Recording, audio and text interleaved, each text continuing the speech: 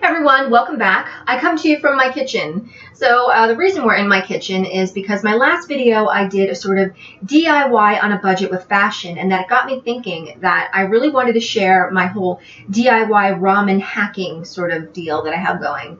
I have learned this hack probably back when I was in high school, but I really came to need it when I lived in the UK because I was on a budget and I had to eat, obviously, and I only had a little bit of money per week to spend on that.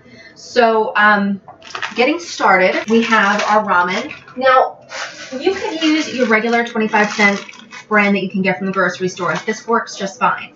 However, I like to big it up. I like to go to the oriental grocer and I get these. Comes with more flavor packets.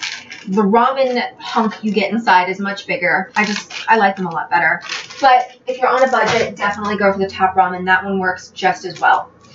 So the things we're going to be needing, first and foremost, your egg. This is so important. If you're a vegetarian, ovo-lacto, hello. If you're not, you're a vegan. I'm sorry, this does not apply to you. So as this water is boiling, I'm going to open up the flavor packet. This is the most important part.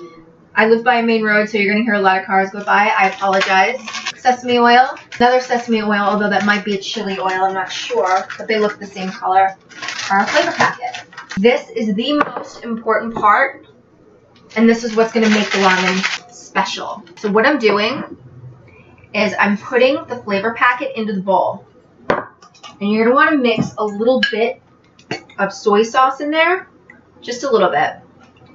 This is, I don't know if you can see how much I put in there. It's not a lot at all, but it's basically so the egg doesn't stick. It adds flavor, but you don't want the egg to stick because it kind of forms an adhesive when it meets the flavor packet. So you're going to end up with a really, disgusting yet delicious goo. So I'm going to whisk that up. Really be a cheap ass about it. Like, you see that little bit right there? Scrape that in there. Make sure you get that in. You don't want to miss anything.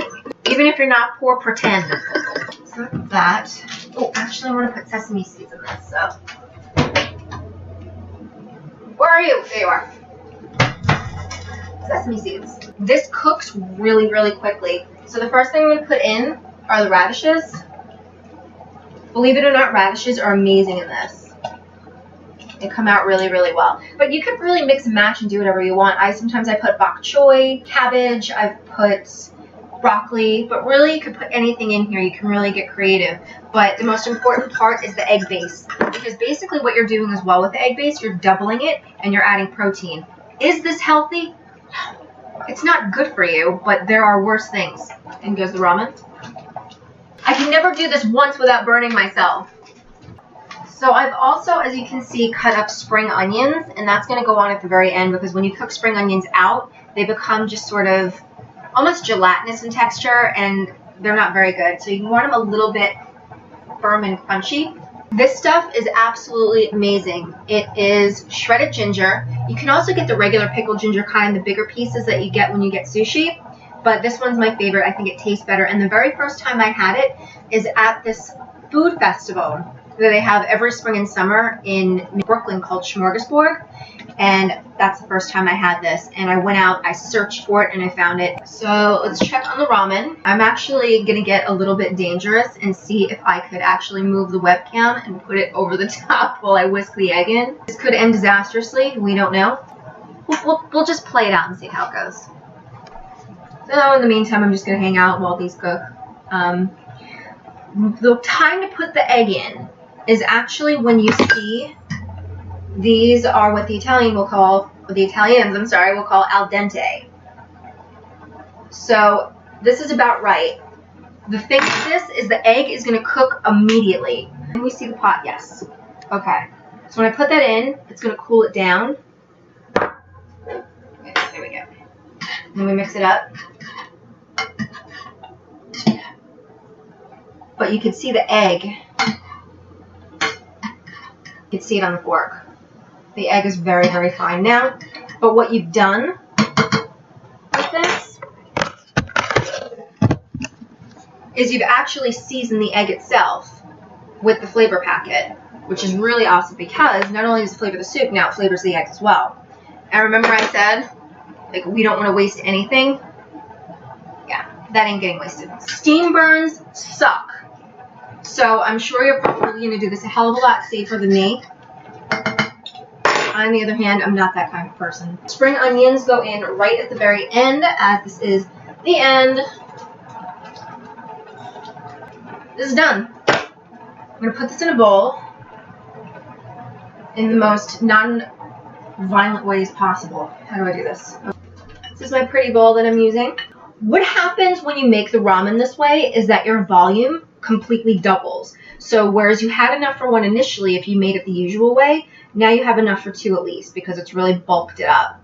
This is a great way to fake like you know how to cook.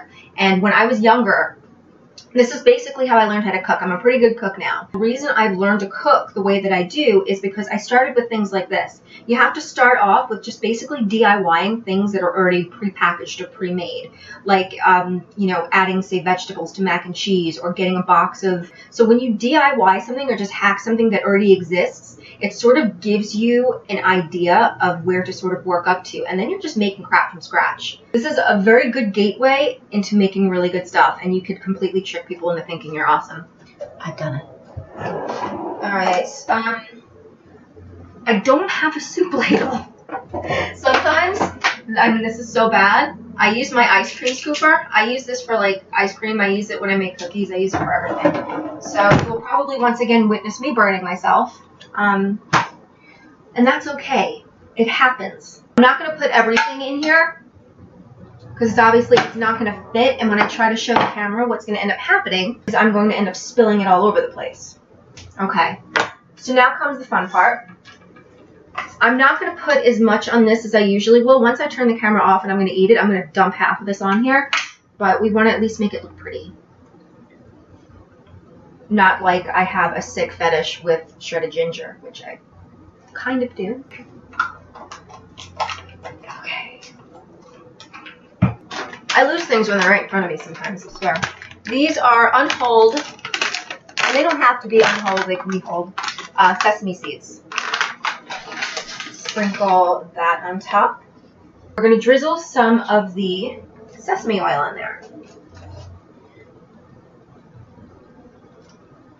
Ah, that's why they gave you two. It looks like there's a lot more in the packet than there actually is. I'm going to try to show you this in a way that I don't drop the camera into the soup. Wish me luck.